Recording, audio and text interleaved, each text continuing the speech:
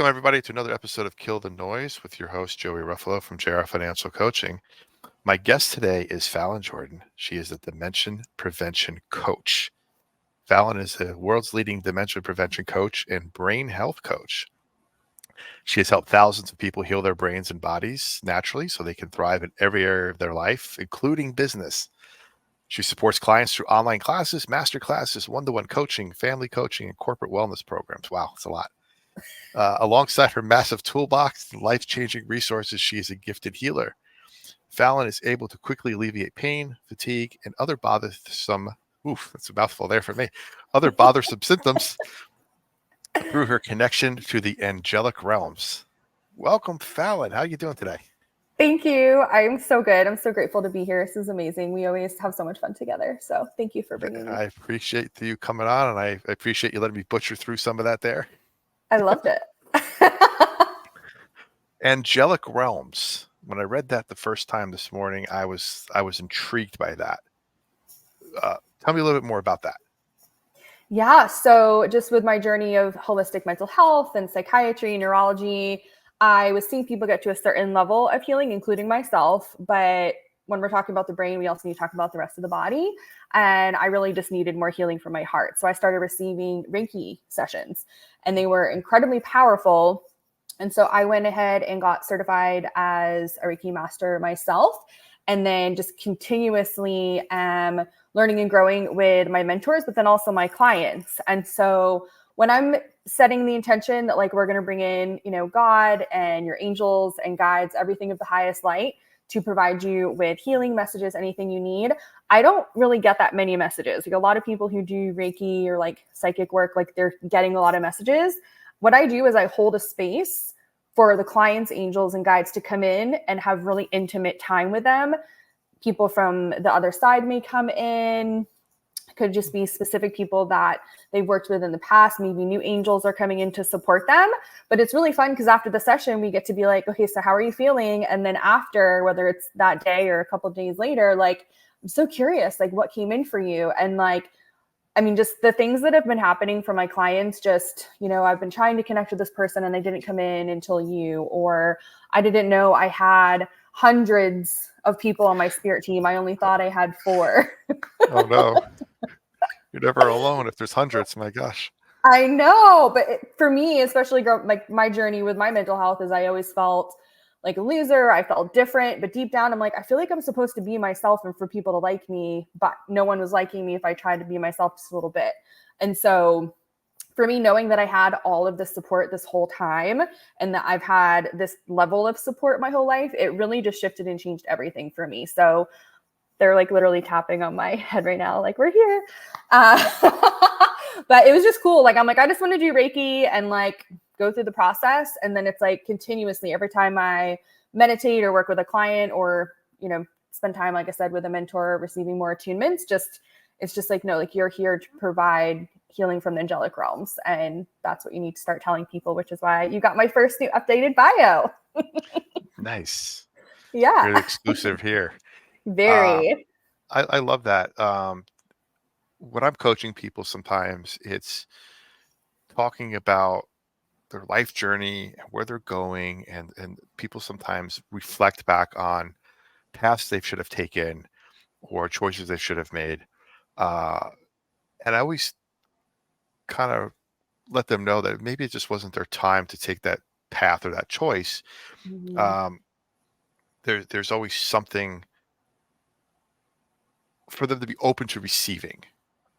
And I think Yes. that's what you're talking about in this situation with being open to receive the people around you or your spirits around you, or your guardian angels, essentially, to receive the message that is they're presenting to you. You weren't hearing it at first, but now you're ready to hear it. And I always find that with myself too. Like we have in our family these signs for deceased ones. I don't know if it's an Italian thing or a Catholic thing or something, but it's we always have these like people come in different forms. Mm-hmm. So a lot of my family members, we have this connection to the Raven in our family. It's the Edgar Allan Poe story. It was something my grandfather used to recite all the time at family parties from heart. We always quoted it. And when things would happen that would be around something being said or somebody passing, well, look out the window and there's a raven outside all the time, or a raven's popping up or something. So, we lost my dad recently about 2 years ago, and the connection to that same spirit animal essentially was strong. And so I started seeing ravens everywhere, like flying outside the window. There was one outside the window when he was on hospice at the house, and it's the same house that his dad had passed in. So it was his parents' house. And one of the last days, he's not doing well. I come outside. It's pitch black. It's pitch quiet. You can't hear anything. For some reason, it's just no sound. And I look up on the windowsill of the bedroom. There's a raven perched there. And I'm like, Amazing. dude.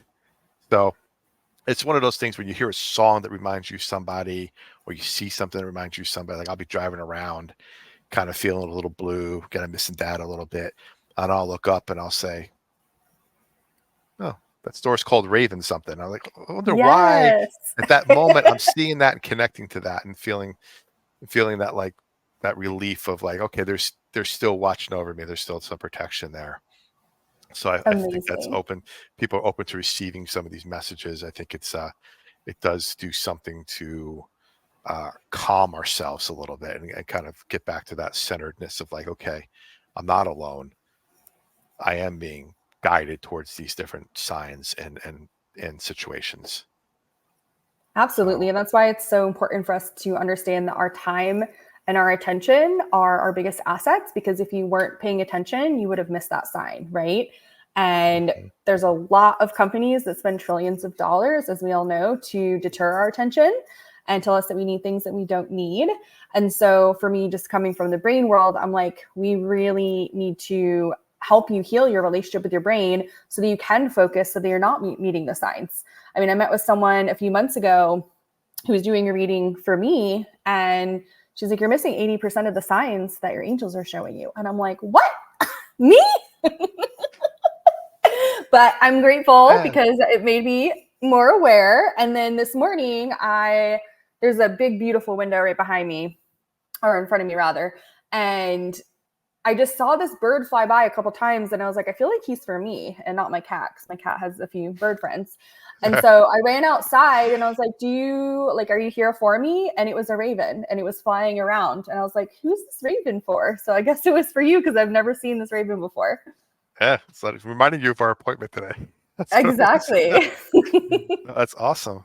Yeah, so I wish I cool. was more attuned to when they were telling me the lottery numbers. That would be helpful. So it's really fun. As you know, Okay. you're a money expert. Like, it's about that play, right? So we were talking about authenticity and play. Those are Mhm. actually the highest vibrations. Like, we say it's love, but it's really perfect divine love. And in order to Mm. experience perfect divine love, you have to be authentic, and you have to see life as a playground where anything is possible. And so there are people who are in that tiny little bit of lottery winners who make really good decisions with their money and contribute to humanity in a beautiful, positive way. And if you ask them, they'll tell you, like, I was, playing a lot more with my kids, or I was meditating a lot, and just like inviting in these different, ways to work with my body. I tried a new Mhm. exercise regimen, like just being intentional. And there's been times where I feel drawn to get a lottery ticket, and I haven't done this that many times in my life. And I go into it like, okay, so if I win, like, what am I doing with this money? And I write it down to the dollar, like, this is where this amount of money is going. Because the universe, and I'm sure your listeners know from all of your amazing podcasts and your amazing gifts as a financial coach, but the money's going to come in, and you need to know what to do with it, right? And you need to Yeah. be an impeccable steward with your money. You need to be responsible, and you need to have a relationship with it. So I'm all about people winning the lottery. And like, if I won the lottery tomorrow, I know exactly what I would do with the money, no matter how much money it is. I've had I've that journaled, same dream too. I've written yeah, everything down as well. And I've exactly the journaled same up to thing. 50 billion. I haven't ever journaled past Okay. that, but that's a goal. All right. Well, I'll challenge you. Journal up to 100 billion. Let's go. I will write that down as my homework. I love that. Perfect. So earlier you had said you got into healing and Reiki and things like that through your own journey, your own story. Um, Always wondering if you would share that with us a little bit about your story and what got you and what drove you to that, what drove you to do what you do now. Yeah, absolutely. So I got a college degree because at that time I just did as I was told because I had being a good girl syndrome. And psychology was the only thing that really interested me, Okay. even though what I learned, most of it did not resonate. I didn't feel lit up by it. It made me feel more hopeless, actually. Like college was the most depressed I ever felt because we weren't talking about the brain. We weren't talking about vitamins and minerals and hormones and unhealed traumatic brain injuries and things that now are just like everything that I, live, talk, and breathe. And so once I got to that point where I was like, okay, God, like, I know you want me here to do something. This is 12 years ago. I'm like, if you want me to do the thing, whatever the thing is, like, you have to show it to me now. And so I got a job at a holistic brain health center on Craigslist at the front desk. And I worked my little butt off for my very poor pay. And then I got a brain scan, and my brain scan showed, yes, you have had ADHD your whole life and coped with it. But due to your poor coping and being a girl, girls are often misdiagnosed or not taken seriously.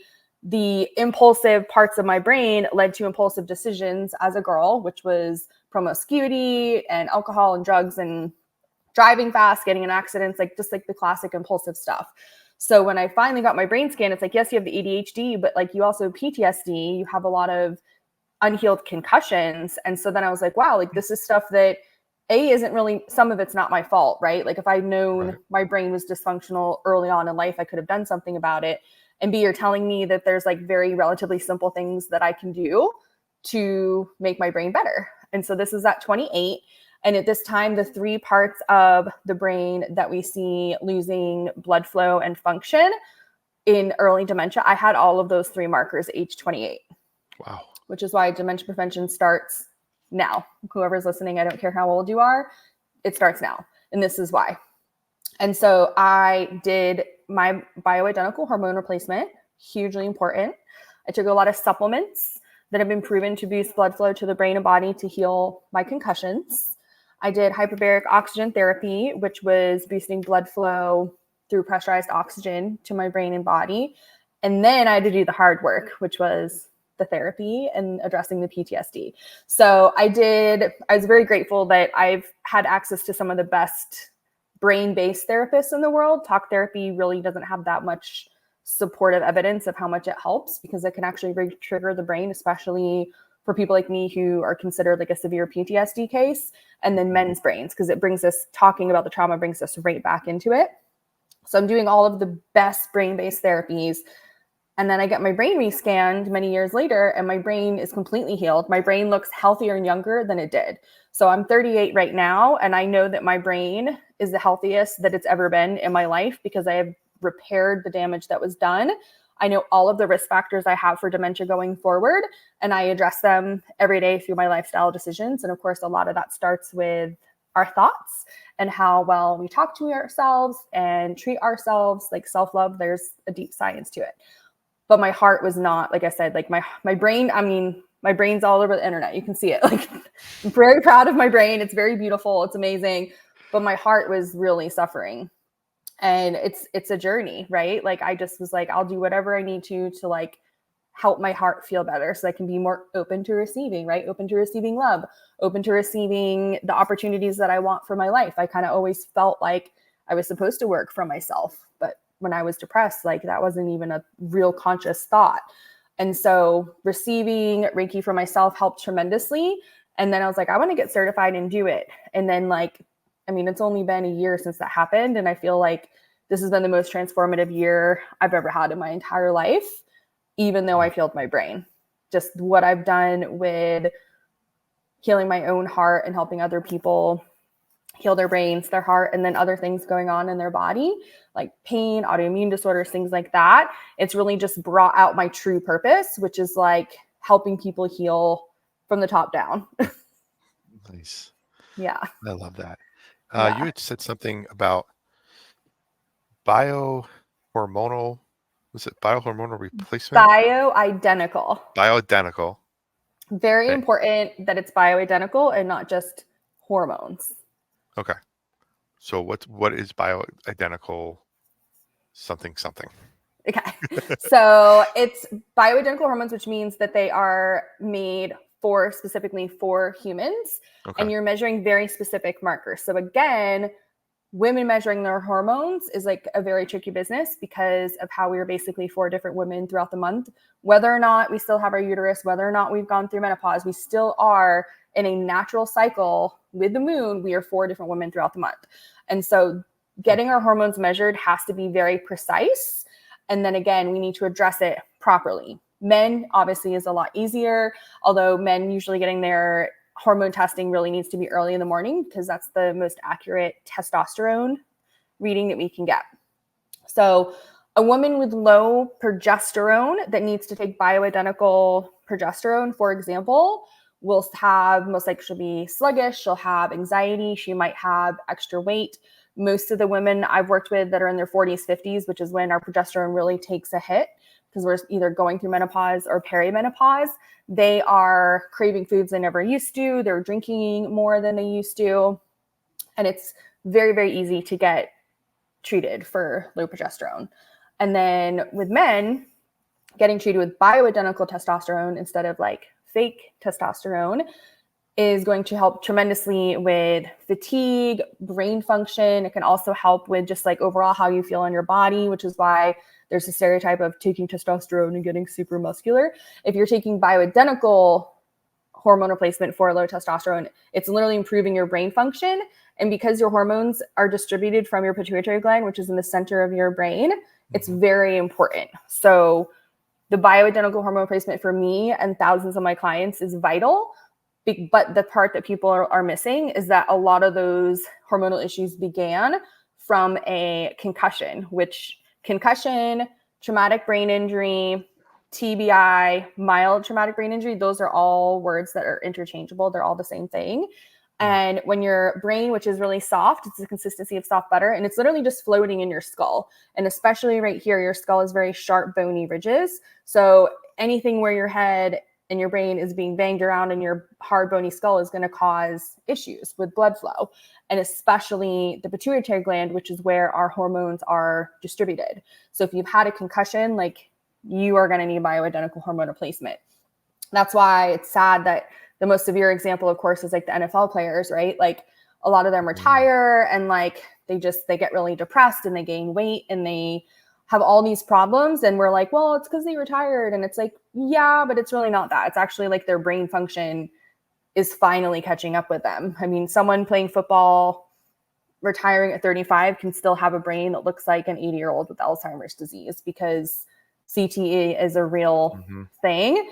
And CTE can only be diagnosed after you die, when instead you could actually get a brain SPECT scan, which measures blood flow and brain activity, and see where your risk factors are, and then addressing them, which it's always bioidentical hormones is a crucial piece.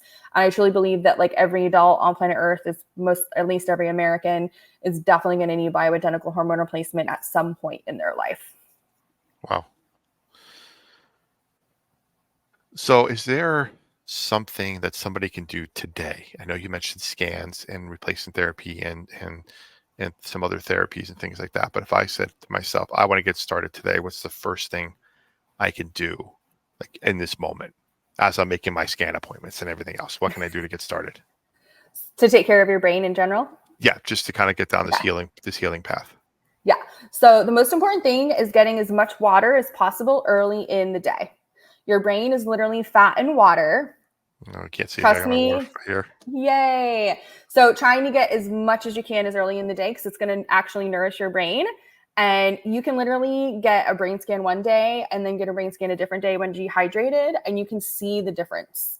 It's very, very palpable. And because the brain is literally just fat and water, you need a lot of healthy fats. So I would say like jump on a high quality, high dose omega-3. And also vitamin D, as in dog, is really important because vitamin D isn't just just a vitamin, and it's not just something you get from the sun.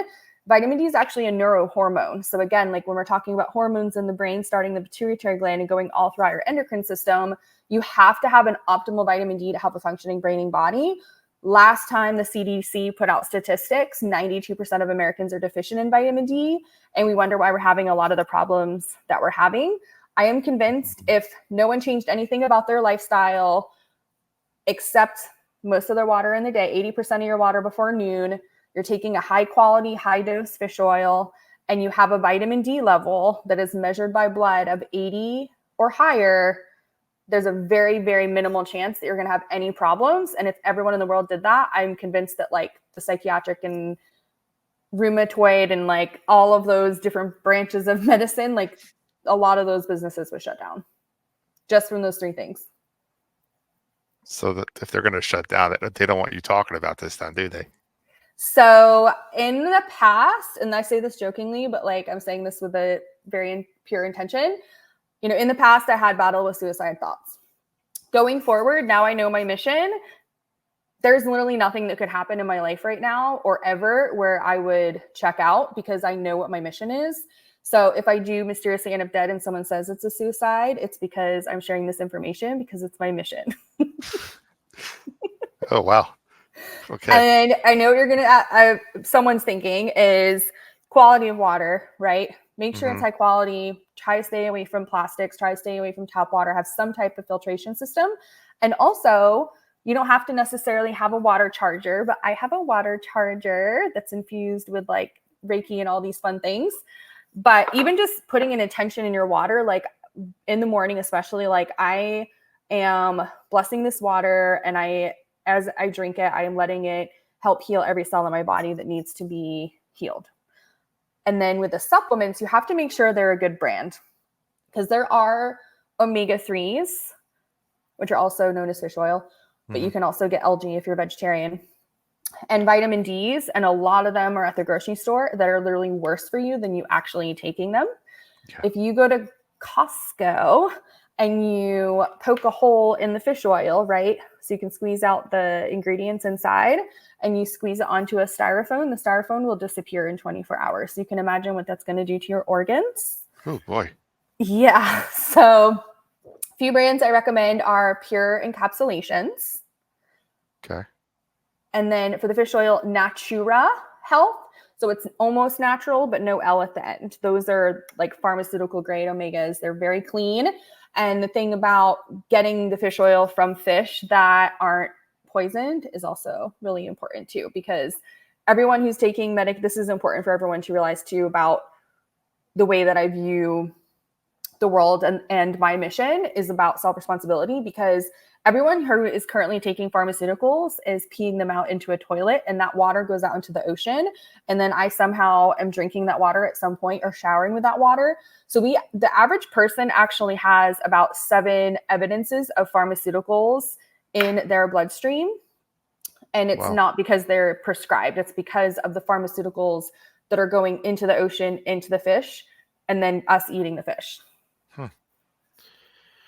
Yeah, it's amazing that you can do all that stuff. I remember just recently they started doing the COVID testing, the coronavirus testing with the water supplies in certain areas, the wastewater supplies, to determine if there was going to be upticks in the virus in certain areas, whether or not they needed to go back into sort of a lockdown situation or like, you know, promote a vaccine or something in those areas, because they could see now the markers in the waste water supply, whether or not there's active virus or how much is coming from a certain industry.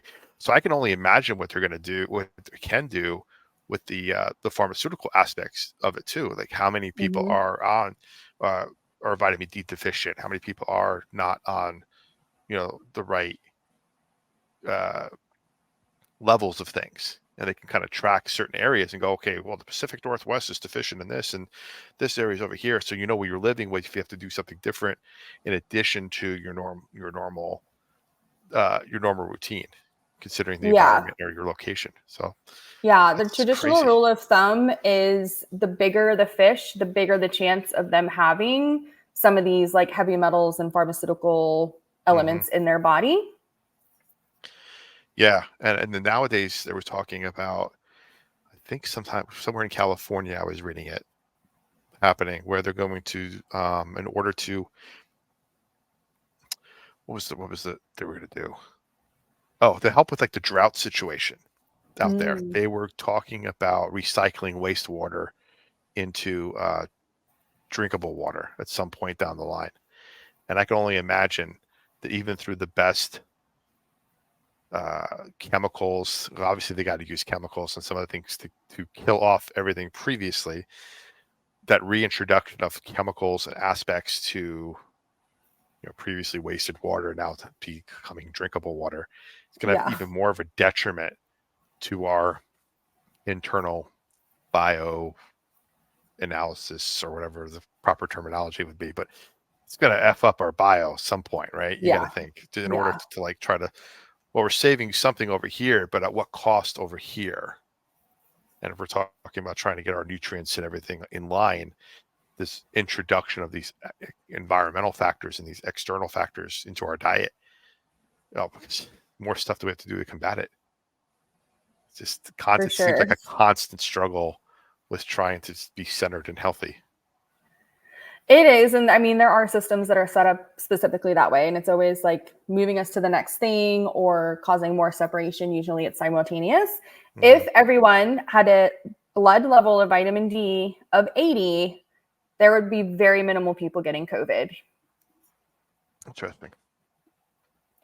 Is that because you think like white blood cells and all that stuff would be firing a bit differently and more efficient? Vitamin D is the most important vitamin for every single cell in your body because it's a neurohormone. It's not just a vitamin. Mm-hmm. And if you actually go down and look at studies of vitamin D, PubMed.gov is the only peer-reviewed scientific article library. There's over 92,000 articles of how crucial vitamin D is to a lot of different things. And I mean, I share this openly with everybody. Like, I'm known as like the vitamin D police, because then anytime someone complains about anything, I'm like, what's your vitamin D right now? Because the sad thing is that, when I finally got my brain good, right, and I'm all excited and I got my vitamin D level up and I'm like feeling so cool, I had another concussion. And so I went back and got my blood work 6 months later, because I'm always checking my blood work every 6 months because things change, especially for women. It's very important. Mm-hmm. My vitamin D had dipped 20 points from my concussion. So even if you think you're doing all the right things for your vitamin D, you have to keep remeasuring it. And of course, I knew that I got a concussion, but like, you might not know that there's something else kind of attacking your immune system. Vitamin D is more important than your immune system than anything else. And again, last time the CDC released the data, they said 92% of Americans are deficient in vitamin D. And deficient means that they score between a 0 and a 30 blood level. So if you go to a normal doctor who probably wouldn't like me and you had a vitamin D of 31, they'd be like, oh my God, great job. Like, you have such good vitamin D. And it's like, no, vitamin D of 50 is starting to push the needle, like the blood level of 50, start pushing the needle to having a better immune system. But again, if you have a vitamin D of 80 and you keep that lifelong, there's a very, very, very minimal chance of you ever getting sick, an infection. And the big one is cancer. The overlap with low vitamin D in cancer and depression and anxiety and autoimmune disorders, the list goes on and on. So definitely do your own research on PubMed and just type in vitamin D and like see all the different things that come up. And it is very simple, right? Because you can get vitamin D from the sun, but it's never going to be enough. I mean, I'm a sun worshiper. I've been a sun worshiper since I came out. I mean, I've just always been obsessed with the sun. That's why I have my sun necklace. But I wasn't absorbing it properly because I had a magnesium deficiency. And some people who have like the MTHFR gene mutation, which is very common, they need extra vitamin K to actually push the vitamin D, push that faster. I had a friend who was very agreeable with me, which was wonderful. I was like, just take this much vitamin D and get it remeasured and then let me know in 6 months. She's like, okay. And so she messaged me. She's like, oh, vitamin D 70. I'm like, wasn't it 25? And she's like, yeah. I'm like, I've never known anyone to get their vitamin D up that fast. How did you do that? And it's like, again, we just don't know based on our genes. My genes I'm 100% Scandinavian. I know it doesn't look like it because I get tan, but and I don't have blue eyes. But those are the things that's why you have to get things remeasured, because you have to stay on top of the important labs. And these aren't necessarily labs that you're getting already on a regular basis. And so when I'm teaching anything related to health, I'm like, this is the lab panel. And if you think it's crazy, you can go back to your little 4th grade self and you can pull out a periodic table of elements and you can see where am I where am I not looking at my body as this beautiful vessel that God put together perfectly, but it's also a machine, which is why all AI, this is like really off topic, but AI is trying to impersonate the human being, a human being on earth, because we are the most intelligent, benevolent beings that have ever existed. That's a side note. Really, really important for people to understand like how powerful we are, and especially when it comes to our eyes. I just saw a thing about people losing eye contact, and like that's also part of the agenda. If I see you in person, like I'm gonna hug you, obviously, because I hug everybody. But if we look into each other's eyes just for a few seconds, we're actually exchanging love codes, divine love, where we are connected. And that, when they talk about like the woo-woo consciousness, we are one, all of that, it's about your eyes. So if you're working on your self-love, look in the mirror, look yourself in the eyes and tell yourself that you love yourself and that you're never going to leave yourself and that you're always going to be there to support yourself. And then ask yourself what specifically you might need today to feel better. It was interesting because I just saw something. It was from intelligent.com. It was a December 2023 report from 800 employers during recent job interviews. Employers have said that recent college graduates, 53%, That's what I just read. struggle with eye contact. Yeah, they struggle with eye contact. It's amazing. Yeah. The other stuff about bringing their parents to an interview, that was kind of crazy. 20% bring their parents to an interview.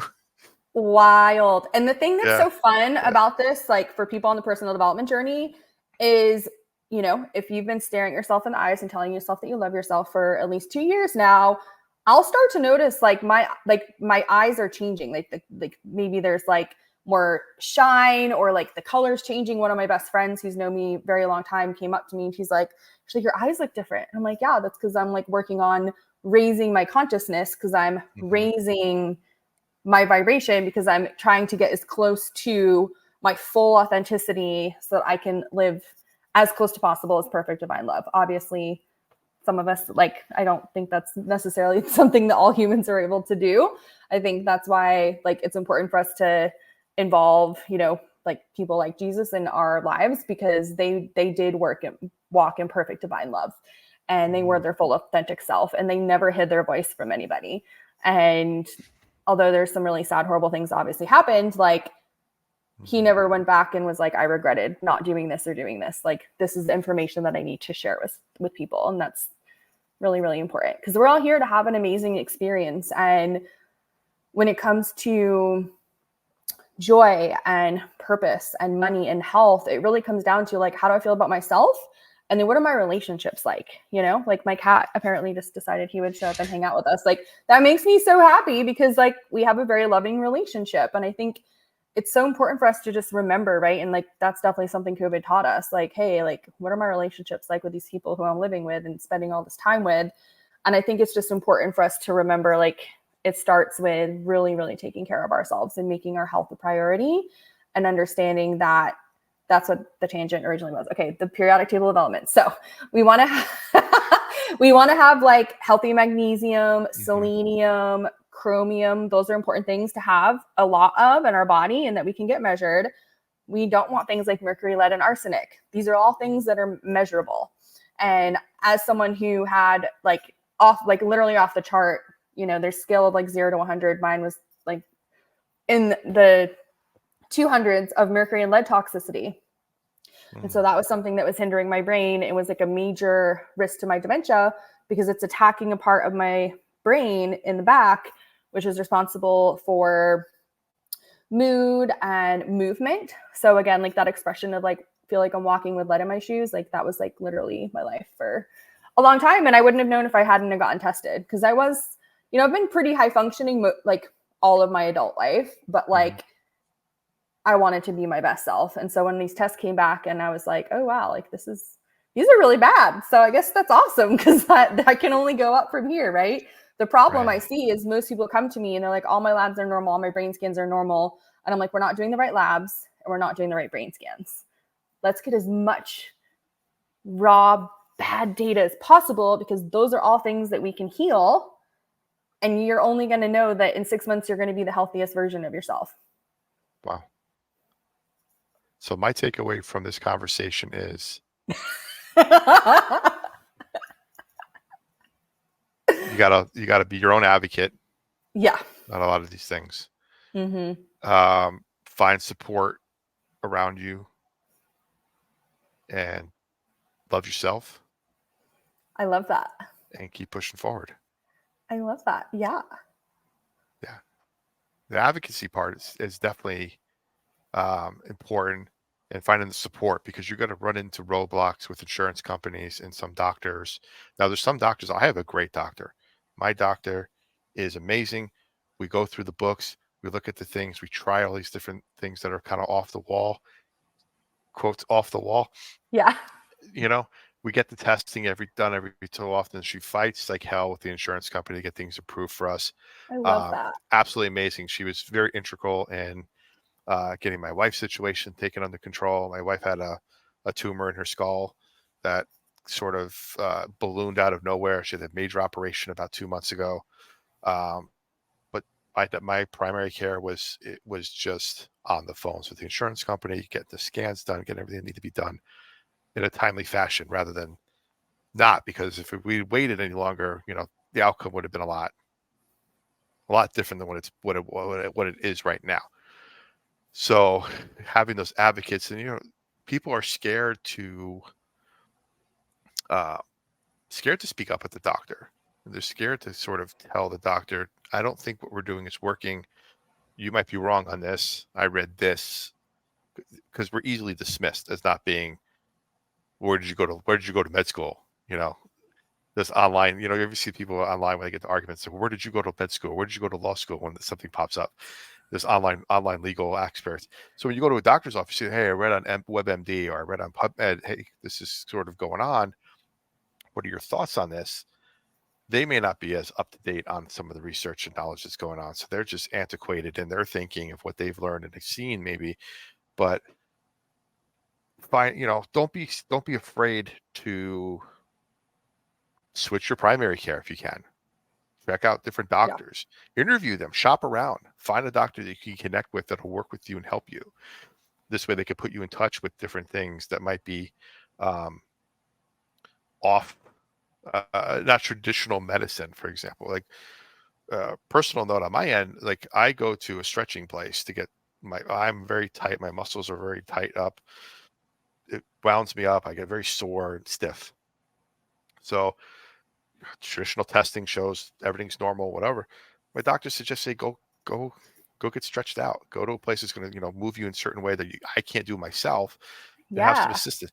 And it's been amazing. You walk a little bit tighter, straight up, and you feel better. But that's something that's like, it's an out-of-pocket expense. Of course, insurance doesn't cover that stuff. But it's things like that where they're at least advocating for your overall well-being. So having people in your corner that are going to do that is really important. And if you don't have somebody in your corner and you're looking for somebody, Fallon's a great place to start. So definitely Thank reach out you. to her, give her a call, check out her website. I didn't mention the website. It's fallonjordan.com. Go there, check everything out.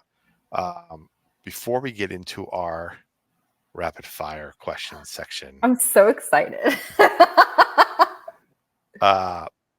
tell people what you're up to. Where can they where they can find you out besides your website? What are you doing nowadays? And what do you have to offer for people that are just going to your place and checking you out?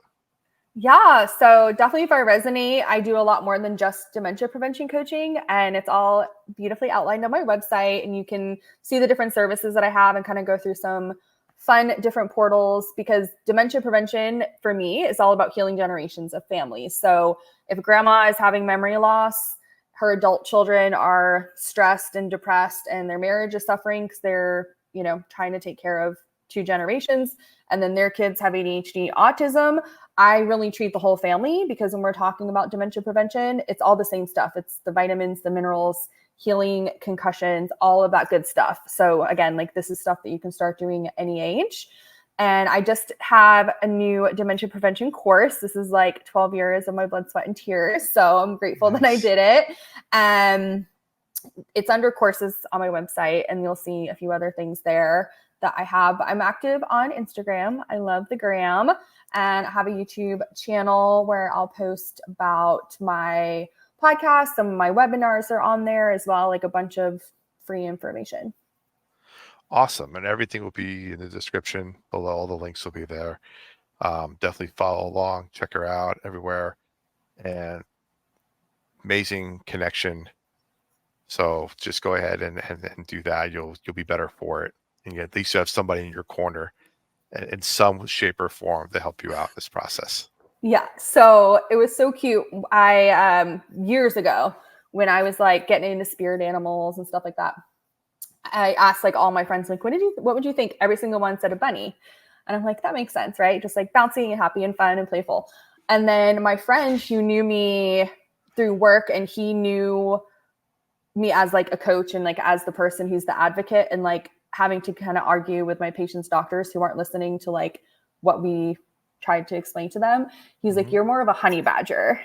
And I was like, oh, I love that for me. Like, because I've helped people, they're a completely different person. They go back for their checkup, and the doctor like makes them feel bad for seeing somebody else to get help. And it's like, first do no harm. Like, if you went to medical school, you made that sacred oath. And a lot of the doctors are not doing that, because some of them are MDs, which can or may stand for minor deity, versus, someone who's actually fighting for their clients, right? Like, that's amazing. And there's so many amazing doctors, and I'm grateful that I have access to so many great doctors, because that's where the change is going to happen. I can see that. I can see the honey there. What's that Yeah. old meme? Honey badger don't care. Yeah. I can see you getting in there and Ferocious. just yelling at people. Yeah. Yeah. Getting in there and laying down the law. Yeah. Absolutely. You did not talk to my man. client that way. This is what's going to happen. Not. See, folks, great advocate in your corner. Go to PubMed.gov. PubMed.gov. That's the biggest thing that's funny, is like back to like the reading and like, hey, I read this thing, da da da. A lot of doctors don't have time to read, and they don't want to read. Yeah. And it's PubMed.gov. Like, they have the little summary. It's not complicated. Well, that's what I was saying earlier. It's like doctors nowadays. So it's called the medical practice, right? You're practicing medicine. You haven't perfected it. You're Correct. practicing it. And what happens is doctors, by no fault of their own, most of the time, are in a situation where they're part of a machine, and they have people to answer to, which is the insurance companies and legislation and big pharma and those things, where they're just a cog in that machine. They can't practice medicine anymore. They're just going through the motions of what is there. Somebody comes in. I mean, look at nowadays. I mean, somebody comes in a little overweight or a little this or that. The first thing they're going to try to prescribe them is, Wegovy or Zepbound or some glutides or something like the weight loss medications that are off-label diabetes medications, because they've seen something. But that's like the trend. So that's pharmaceuticals are pushed out because they can charge. Insurance companies aren't covering it, Right. and so people are paying out of pocket exuberant numbers for the off-label purpose of these medications, making the pharmaceutical companies some money. And of course, the kickbacks go down the line. So yeah, they're not going to read PubMed. They're not going to do their research. They're not going to stand out, because it bucks the system. Yeah. I mean, going back again, and this is probably going to get a label on YouTube and a label everywhere else. But going back to the COVID situation, there were doctors that initially said, hey, I think we should look at this as an option, because or as medication or origins or mutations and how they're progressing. And it's like, no, you're ostracized and put out there. This is the one narrative we're going with. We're going forward, and we're seeing it even nowadays in some of the testimonies coming out that, maybe what they were saying wasn't exactly 100% on board. But here nor there, my point is, it's a practice. So having various thoughts and ideas from different people is important. And there's just no time in the day for a lot of these people, these doctors, to sit down and do research anymore, or write papers anymore, or do studies. Pharmaceutical companies are the ones doing the studies, and They not the love that. doctors. They love that because they do all that. And so there's that disconnect with, you go to your doctor because they're your trusted physician to do no harm. They're going to help me. They're my first line of defense whenever I get sick or hurt or whatever, for healing. But they're not getting the information or the training or the continuing education to go forward on some of these new things, like you're talking about here with the, maybe a little bit of blend of Eastern, Western medication and healing and some of these processes. So it leaves people blind to what's out there, or only one track, one thing there. So I'm done pontificating right now. So that's No, that. I love that. And I think it's important for people to put it in perspective too, because they'll be like, oh, like people who live in Greece are so happy because they're on the Mediterranean diet. The US and New Zealand are the only countries in the entire world where big pharma is actually allowed to market to the general population. So if you are listening and you're in the US, we are living in a very different reality than other places. And like, I'm not saying they don't have problems with pharmaceuticals, but they're not constantly having it blasting their phone and their TV and all of that, because that's programming, right? It's TV programming. That's why they call it that. So I think that's a good perspective for people to kind of remember too, because Americans are unique in that way. We sure are. We're so special. We are. And if we told ourselves that more often, we'd feel happier about ourselves, which would help our brain health, right? 100%. I mean, it's crazy when you just start learning about other places and the reality some people have. It's crazy what we're gifted, for sure. Well, on that note, let's get into our rapid fire section here. I'm going to do some weird little drum roll. I did. Right. Perfect. So some of these questions we covered a little bit, but we're going to kind of just fire them out. I tell my guests, you can fire them out as fast as you want, or take as much time as you want with the answers. It's fine. But all right, could you take us back to the beginning and tell us what sparked your journey in this field? My own journey with mental health and seeing that my brain was in trouble so young and so early in life, and realizing that it wasn't just my mission to heal my own brain for myself, but to support others in their healing journey as well. Perfect. As you embarked on your career, were there any particular roadblocks that seem memorable now? And could you describe them for us? Yeah, I have been a people pleaser and had a fear of conflict and people not liking me my whole life. And so overcoming that, especially in my mission and like sharing my authentic voice and being able to talk about the stuff that I shared with you today, there's definitely been times in my life where I would have been like beyond terrified to do that. And so I always tell people, like, again, like one piece of advice, right? Like if you are your most authentic self, like how would you talk? How would you walk? How would you dress? How would you wear your hair? And just allow yourself to be that version. Great. I love that. Overcoming obstacles is part of any journey. Could you share with the listeners how you managed to push past these challenges? It was really just trust. And for a lot of people, I know that like strengthening our intuition is something that we're working on. And I always tell people, just like start simple. So you know how to walk from your couch to the fridge, right? Pay attention. I want to go to the fridge to the couch. Oh yeah, that feels good. I feel in my belly that this feels like a yes. This feels like it makes sense. If you walk the other direction, pay attention to how your body feels. Like that doesn't feel right. Just the things that you do every single day, just be like this direction or this direction, and just start strengthening the intuition muscle with like things that are very, very simple. And then you'll start to like really tune into the things that you're meant to do, so that when obstacles do come up and you're like, do I leave my 9-to-5 steady paycheck to like pursue being an entrepreneur full time, even though when everyone's telling me I need to side hustle first and stay on the safety side? It just didn't feel right. And I was like, no, like I'm jumping in, I'm doing this. And it's working out.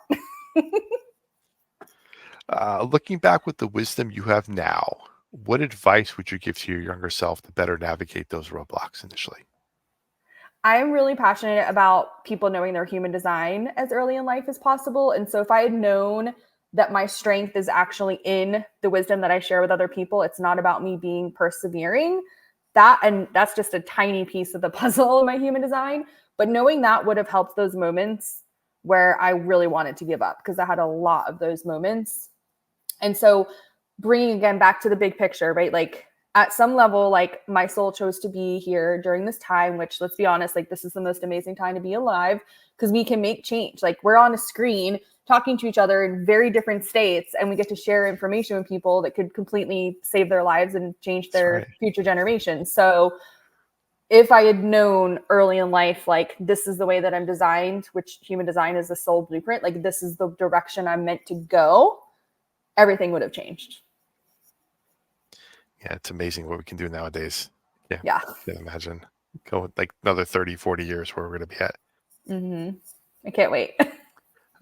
For those who aspire to follow in your footsteps, what practical advice can you offer to help them get started? Is there something that everyone says you should have to do, but realize later on, was it needed or was it a complete waste of time?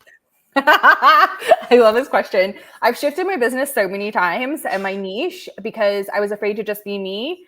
And if you do go to my website, you'll see it's like, okay, dementia prevention, autism, corporate brain coaching, wellness retreats. Like I'm all over the place because I allowed myself to do that because that's what was authentic to me.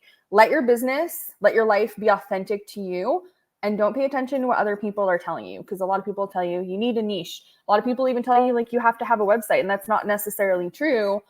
We talked about offline, like referrals is the highest level. And if you're living your authentic truth and like you have a gift to share with someone, people are going to tell about it, especially people like me. I'm promoting people all the time because that's what I'm here to do. I'm here to provide resources for people because that's what makes me the happiest. That's awesome. And that waste of time part, some things aren't necessarily a waste of time. It's a learning experience, but some things are generally a waste of time. Yeah. Authenticity is like pretty much my answer to everything. If you haven't caught on yet. Yeah. We got a couple more here that probably going to get some more authenticity answers. So let's go. Mentorship can be an integral part of success. Was there a mentor who played a pivotal role in your development, and how did their guidance shape your path? Yeah. So I hired a coach when my life had kind of blown up and fallen apart. And I was like, hey, we're starting a new life. We might as well like start my business now, right? Just put all these things together. And she completely transformed my life. And while she was like, a certain ticket, if you will, everything that she taught me, I use every day in my personal life. I teach my clients how to use it. And also that's what really kind of gave me the permission slip of like, this is what I meant to do. And it's not a job title and I can change my mind whenever I want. It's about me and like me trusting myself and doing what feels good to me, right? Like I did a dementia prevention coach. Like I had that as my title for a conference I recently did. A few months ago, I was, a hyperbaric oxygen therapy specialist at a conference. So I like to wear all those different hats because that's what lights me up. And again, like the human design types, like I'm meant to do a lot of different things and like spread that to other people so that more people have more resources, so that people have hope. At the end of the day, like I always want people to feel like they have hope after hearing anything that I have to say. And there's definitely some hope out there in what you're saying. I truly believe this is going to connect with a lot of people. All right, next one. Life often presents distractions that can derail us from our goals. Can you share a turning point where you successfully minimized external interference, and how did you achieve that focus? So for me, boys have always been my distraction since I was about 10 years old. And so when I hired this coach and it was time to get very serious about my future, I just kind of said, like, I know the biggest distraction for me is going to be a dude. So I said, God, please, like, honor my highest and best. Like, do not send me a guy until I'm ready. That was 3 years ago, and I'm still not ready because I have a lot of stuff to do. And I know that would be the biggest distraction. So, and it's reflection, right? Like I got my friends together, my birthday a few years ago, and I said, I want everyone to name something that they're proud of me for growing through this year. And I want you to tell me one thing you are hoping I will grow through the next year. And they all were like, we're scared about you and like your dating life. And I was like, okay, done. If I'm serious about what I want to do, which is share this mission with people, which was building the business and leaving the 9-to-5, all of those things, that was my biggest distraction. So if it's not that and it's something else like TV or or your distraction is your 9 to 5 or whatever it happens to be, like, how can you really make some empowered decisions that are going to put your best foot forward? And it could just be a pause. It doesn't have to be like a forever thing, right? Like if people reduce their TV watching by an hour a day, their whole life changes. You know what I mean? Like it could just be like a little tweak. It doesn't have to be like a drastic example, like me saying I'm not dating for a long time. Through your experiences, is there one piece of advice that you received and held on to as a guiding principle for your career? So the biggest piece of advice and the affirmation that's always important to me is I know my worth, and understanding that money is a tool and you're never going to get paid what you're worth because your worth is infinite. There's absolutely no price tag on you and nobody else on this planet. We all came here for a specific reason. And even on those days where it's hard, like if you ask, like God's going to show you a reminder, even if it's like a little, sometimes I'll be like having a down moment. And like, that's when you see like, you know, the bunny cross the road, or you see a funny license plate. Like I saw an ass man bump a sticker today, and I'm like a huge Seinfeld fan. So that just like made my whole day. So just stay open, know your worth in everything that you do. And that really shifts not just your relationship with money, but obviously relationships, where you live, the kind of car that you drive, like how you decorate your lawn, like literally changes everything. Like I know my worth, and like I want lush, amazing grass. I don't want that fake shit. I don't want anyone spraying Roundup around me, because I know my worth and I need my vessel to be pristine. And if grounding, putting my feet in the grass for 20 minutes a day can completely revolutionize my entire health, go to pubmed.gov, put in grounding. You can read all the research articles about it. That's something that's extremely important to me. And it's something that I'm setting the intention because I know my worth. That's a great takeaway from that one, is, again, know your worth. Yeah. I love that. Everyone has defining moments in their careers. Could you share one such moment that really shaped the direction of your professional life? When I was able to switch from doing client care to training mental health and medical professionals on what I teach, that was really big for me, because I have the bachelor's that I basically scraped by and still don't even know how I got it. So for me to go in training like doctors and like therapists with like a million certifications and all these things, like I really kind of had to put my money where my mouth is. I'm like, okay, I've been a honey badger for my clients for 10 years, talking to these doctors, educating them, et cetera. But now I'm front and center, and I got to tell them what's up, and that why on earth are you putting your patient on Prozac when you could put them on saffron and high omega-3s? Like, why wouldn't you do that? So for me, that was a huge turning point in my purpose, and then also my self-esteem, because instead of looking at it like, oh, they're not going to listen to me, I'm not a doctor, I was like, if I can do it, then anyone can do it. I had ADHD, I had a traumatic brain injury, I had learning disabilities in school. If I can do it, literally anybody can do it. And that's when I was like, wow, like that's a really powerful way for me to move through the world at that point. And it was just really, really cool to kind of just like claim, like, are you a doctor? I'm like, nope. I'm like, no letters after my name, but I just like to read. You did stay at a Holiday Inn last night, or whatever that commercial was. Yes. And finally, what is one piece of advice that you would like to leave the listeners with? Something that can apply to their own professional lives to foster success.